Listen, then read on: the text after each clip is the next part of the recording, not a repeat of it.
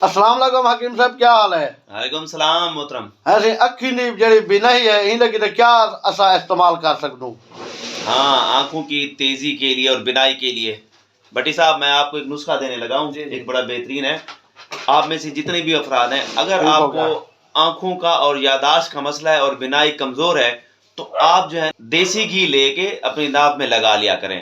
और अगर आप चाहते हैं कि आपके जिस्म में और हड्डियों में और जोड़ों में दर्द है वो खत्म हो जाए, तो आप तिल्लों का तेल लगा लिया करो थोड़ा सा लेके।